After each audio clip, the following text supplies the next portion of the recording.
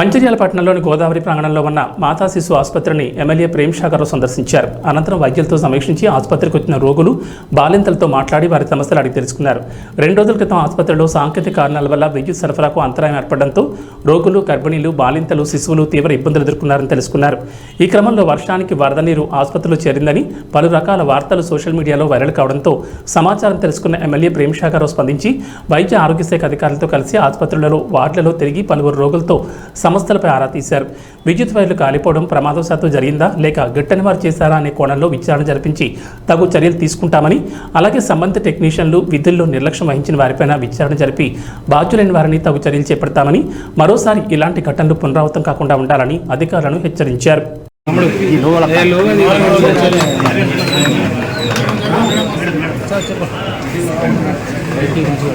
గడిచిన 4 రోజుల నుంచి పేపర్లు, టీవీలు పేషెంట్లందరూ మొత్తం నీళ్ళు మునిగిపోయి ఇప్పుడు నిజంగా వాస్తవంగా 100% పర్ఫెక్ట్ ఇన్ఫ్రాస్ట్రక్చర్ వాళ్ళు చేస్తున్నారు. దాంట్లో ఇంకా ఒక విషయాలు చెప్పిన తర్వాత మీరు చెప్పండి. ఈ హాస్పిటల్ కట్టినప్పుడే మేము అర్థం చెప్పాము. ప్రజల కోసం కరెంట్ తర్వాత 2-3 సంవత్సరాలు ప్రభుత్వాలే అలా కేటరాలు మా వాళ్ళు 20 మా వాళ్ళు విషయాలు ఎక్కడ చేయకపోతే అది పరిస్థితి ఇప్పటిదాకా మరకలు మనం అందరూ ఉంటుంది. అతను పరిస్థితి అది మా కాంగ్రెస్ పార్టీ ఇవన్నీ చేసిన తర్వాత ఈ హాస్పిటల్ ఎన్ని అవసరం మిగతా మెడిసిన్స్ కానివ్వండి, లేకపోతే ఇంకా ఏవైతే ఇన్ఫ్రాస్ట్రక్చర్ ఫెసిలిటీస్ అవన్నీ నిలవకుండా పైసలు మాకు వస్తానే పైసలు ప్రైవేట్ తీసుకుని కట్టుకోవాలి. ఆడ మనకు జరిగింది ఏంటంటే ఎలక్ట్రిక్ కేబుల్ ఫెయిల్ అయిపోయింది. ఎలక్ట్రికల్ కేబుల్ ఫెయిల్ అయితే సిస్టమ్ అయితే బట్టి ఎలక్ట్రికల్ కేబుల్ మీకు ఆటోమేటిక్ కేబుల్ ఆటోమేటిక్ ఆటోలు ఆటో డ్రైవర్స్ మీకు లేదు. వాళ్ళు హాస్పిటల్ వాళ్ళు చెప్పి వాళ్ళు కూడా తప్పలేదు. ఎందరికీ చెప్తే వీళ్ళు కూడా వచ్చి కరెక్ట్ 10 నిమిషాలు వచ్చారు చూసుకొని ఆ కేబుల్ కోసం ఆలోచించి కేబుల్ ఇక్కడ ఆ కేబుల్ మంత్రాలు కానీ రాంగులో స్టోరేజ్ ఉంటే చెప్తే ఎలక్ట్రిసిటీ డిపార్ట్మెంట్ స్టోరేజ్ ఉండే అటువంటి కేబుల్ పెట్టారు.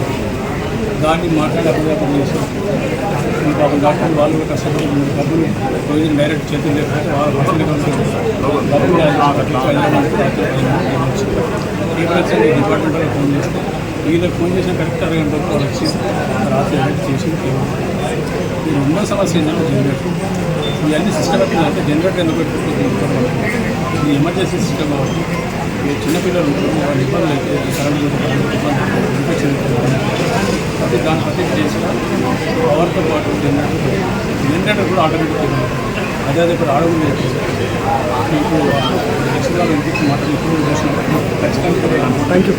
మీ అందరి శుభవార్త ఏంటంటే మాతా శిశు హాస్పిటల్ ఆల్మోస్ట్ శాంక్షన్ అయిపోయింది. ఒక 2-3 రోజులు కూడా జీవో వస్తుంది. అయితే ఈ వారం జీవో వస్తుంది. ఇప్పుడు హాస్పిటల్ దాన్ని సపరేట్ అంటే కట్టేది ఒకటే కానీ ఫస్ట్ జీవో వస్తుంది.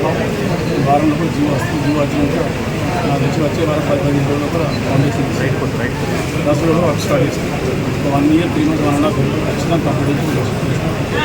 ఈ లోపల ఇక్కడ ఇవే సమస్యలు, ఇక్కడ స్కానింగ్ సమస్యలు, ఎలక్ట్రీషియన్ ఉన్నదే జరిగింది చీఫ్ అది సరే కొంత ఇదివరకు మిగతా ఇన్ఫ్రాస్ట్రక్చర్ ఎక్కడ తప్పలేదు.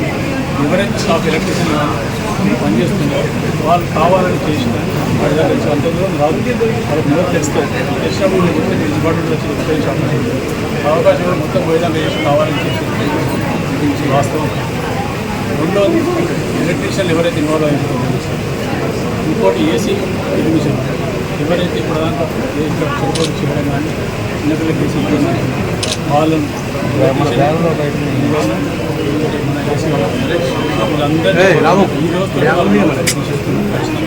స్పాట్ తీసేస్తుంది. సాయంత్రం వాళ్ళ ఎవరైతే వాళ్ళని రిప్లై చేసి వాళ్ళకన్నా మంచి సార్ చూస్తారు.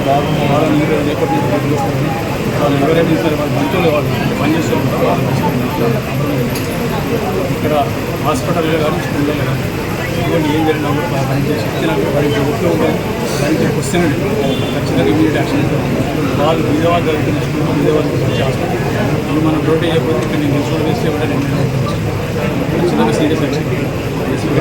నైట్ అయింది అందుకని చేయగలిగి చేస్తాను.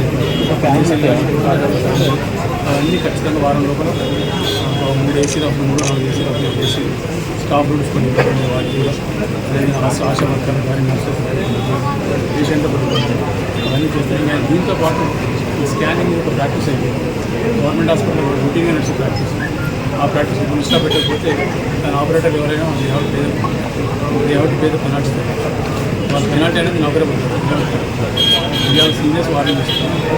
ఇక్కడ పేషెంట్ కొన్ని గంటలకు వస్తుంది. ఇక్కడ స్కానింగ్ సెంటర్ 11 వెళ్తుంది. ఈ పేషెంట్ స్కానింగ్ పంపించేందంటే సిజరింగ్ చేసే వాళ్ళకి దుకాణం ప్రాబ్లం ఉందని పంపిస్తారు. వాళ్ళు డాక్టర్ ఇక్కడ వెయిట్ చేసుకుంటే ఆడిపోతారు. 11 కలిసి వాళ్ళు వేసుకుంటారు. ఖచ్చితంగా వీళ్ళు 9 గంటలకు వస్తే అక్కడ 8:30 12 ఉండకపోతే వాళ్ళు కాకపోతే కొత్త ప్రాక్టీస్ అంతా అన్ని చేస్తారు. ఏంటంటే చెడిపోయింది, కరెంట్ పోయింది, లేకపోతే ఇంకేదో జనరేటర్ పోయింది, లేకపోతే ఇంకేదో కాయగలిగింది పనిచేస్తారని చెప్పి private hospital private hospital permission తీసుకుంటారు. దాన్ని కూడా ఈరోజు దృష్టిలో పెట్టారు. దాని మీద కూడా సీరియస్ యాక్షన్.